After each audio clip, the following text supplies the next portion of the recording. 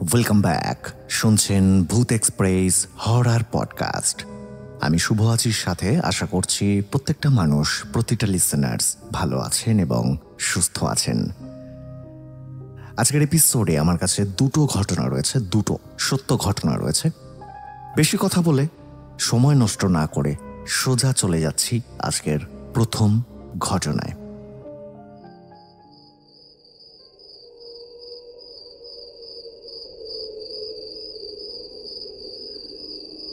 দাদা, আমি অনিমা ঘোষ। আমি থাকি শিলিগুড়িতে, কিন্তু পড়াশোনার জন্য কয়েক বছর হলো আমি ব্যাঙ্গালোরে আছি। তোমার কণ্ঠে ঘটনা শুনছি তাও প্রায় 2 বছর হলো।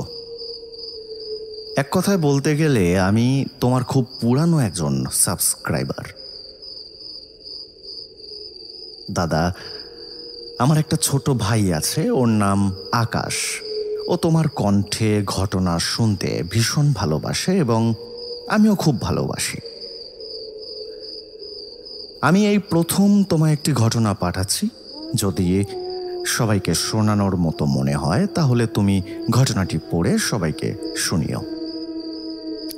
আরেকটা কথা দাদা, নিচে এটা আমার নাম্বার আমি দিলাম। যদি এই ঘটনার ব্যাপারে কোনো সত্যতা যাচাই করতে হয় তবে তুমি আমাকে এনি টাইম ফোন করতে পারো। শুরু করছি আমার ঘটনা। সাল 2007। আমার একটা বান্ধবী ছিল, ওর নাম ছিল রিয়া। আমার বাড়ি থেকে 2-4টে বাড়ির পরেই ছিল ওর বাড়িটা। আমার খুব ভালো বান্ধবী ছিল সে। পড়াশোনা থেকে শুরু করে আমার সব সময় খেলার সঙ্গী ছিল রিয়া। তখন আমি আরও ক্লাস 5-এ পড়তাম। এই ঘটনাটি রিয়া আর তার মাকে নিয়ে। ওর মা খুবই ভালো মানুষ ছিলেন। তিনি খুবই অল্প বয়সে একটি কঠিন রোগে আক্রান্ত হয়ে মারা গিয়েছিলেন। ওদের পরিবারে ওর বাবাই ছিল একমাত্র ইনকাম করার মানুষ। মধ্যবিত্ত ঘরে যখন কোনো কঠিন রোগ ধরা পড়ে তখন সেই মানুষটার বাঁচার আশাটা একেবারে চলে যায়। এটা আমি নিজের চোখে দেখেছি। রিয়ার মাও খুব অসুস্থ হওয়ার পর বেশ কয়েক মাস বিছানায় শয্যাশয়ী ছিলেন। রিয়া ওই অল্প বয়সে ওর মায়ের সমস্ত দেখাশোনা করত, কারণ টাকা পয়সার অভাবে ওরা আয়া রাখতে পারেনি।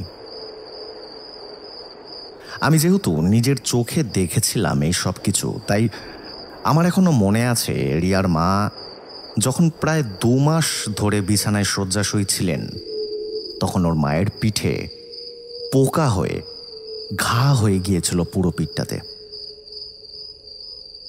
মানুষটা খুব কষ্ট পেয়ে শেষমেশ নিজের নিঃশ্বাস ত্যাগ করেছিলেন।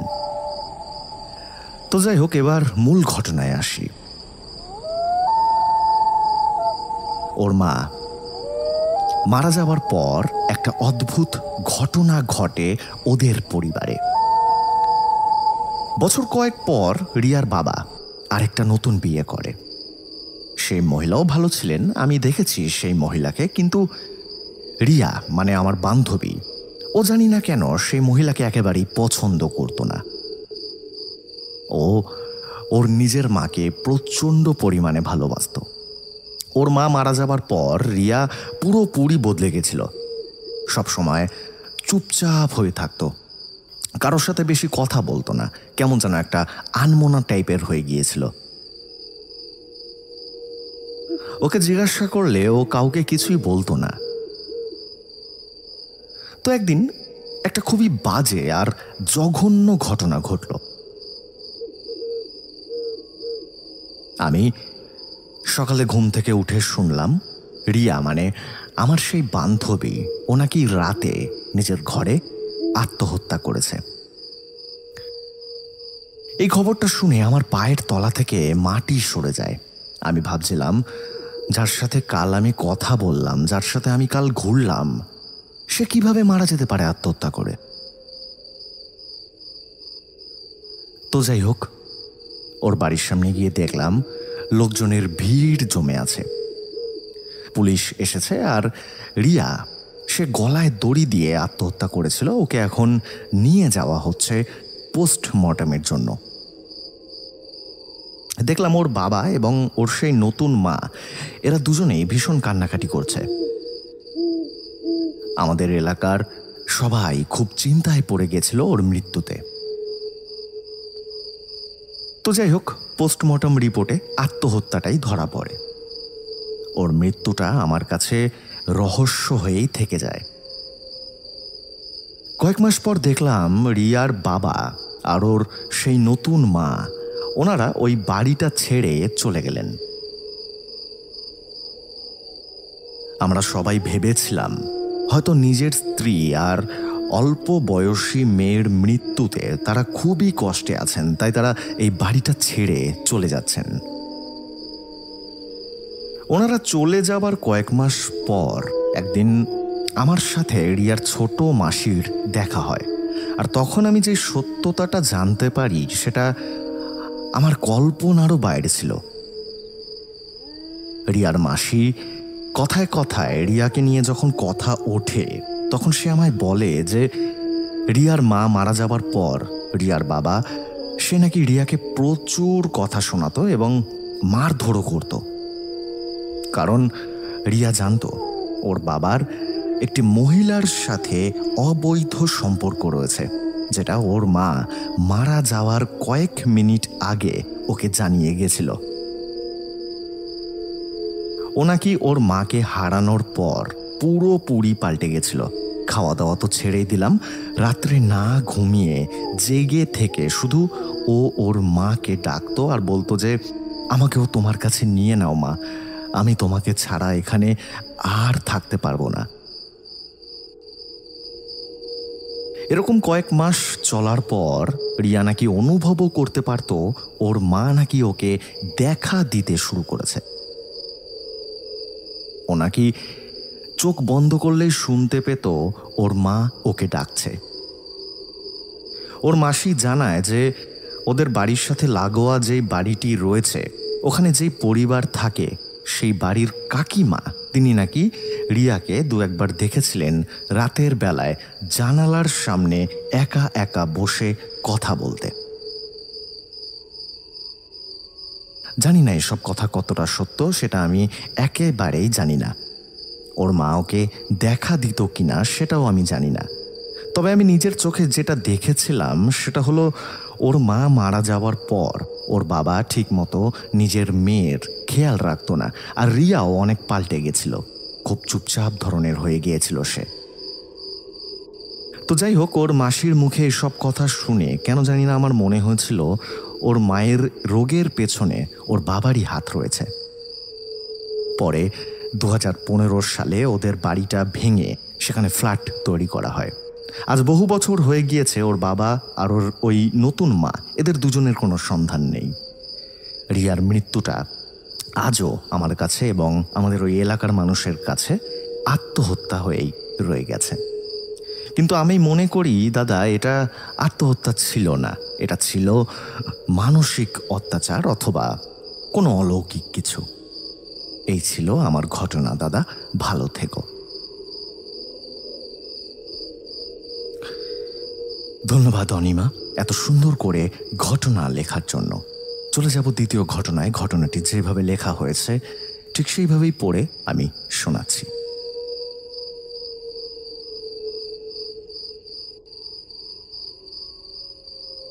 আসসালামু আলাইকুম ভাইয়া। এই ঘটনাটি ঘটে আমার এক ভাইয়ের সাথে। তার কাছে শুনে যতটা সম্ভব গুছিয়ে লেখার চেষ্টা করলাম। আমার লেখায় ভুল ত্রুটি থাকলে ক্ষমা সুন্দর দৃষ্টিতে দেখার অনুরোধ রইল। সময়টা 2023। ঈদুল ফিতরের ছুটিতে আমি আমার ফুপির বাড়িতে বেড়াতে গেছিলাম। সেখানে যাওয়ার পর আমি বিকেলে একটু হাঁটাহাঁটি করতে বের হই। বলে রাখা ভালো, আমি অনেক ছোট থাকতে একবার ফুপির বাড়িতে গিয়েছিলাম এবং অনেক বছর পর আজ আবার এসেছি। তাই এখানকার জায়গা বা লোকজন কাউকেই আমি চিনি না। কিন্তু আমার মতো একটা ডানপিটে ছেলে ঘরে বসে থাকার মানুষ নয়। আশেপাশে ঘুরে দেখলাম জায়গাটা অনেকটাই সুন্দর। আস্তে আস্তে বেলা ডুবে এলো। মনে হলো বাসায় যাওয়া দরকার। আর বিপত্তি বাঁধল এখানেই। আমি রাস্তা হারিয়ে ফেলেছিলাম। অন্যদিকে অন্ধকার হয়ে আসছে। আবার আশেপাশে কাউকে দেখতেও পাচ্ছি না যাকে জিজ্ঞাসা করে বাড়ির রাস্তাটা কোথায় এটা জেনে নেব। অন্ধকার হয়ে আসছে, তাই অপরিচিত জায়গায় 7-5 না ভেবে একটা রাস্তায় হাঁটতে লাগলাম।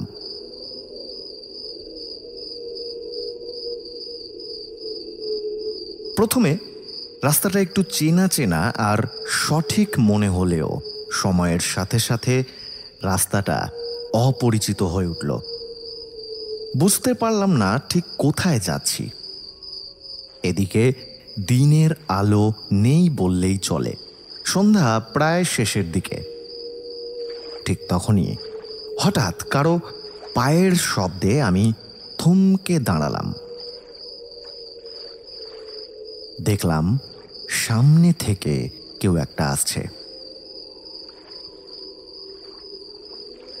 একটু কাছে আসতেই তাকে দেখে আমার গা একেবারে শিউরে উঠল। উনি একজন মহিলা, যার বয়স 30-এর মতো হবে।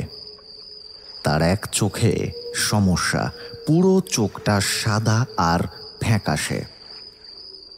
এই সময় তাকে দেখে কিছুটা ভয় পেলেও মনে সাহস সঞ্চয় করে কিছু জিজ্ঞাসা করতে যাব তার আগেই উনি আমাকে জিজ্ঞাসা করলেন যে, কে তুমি?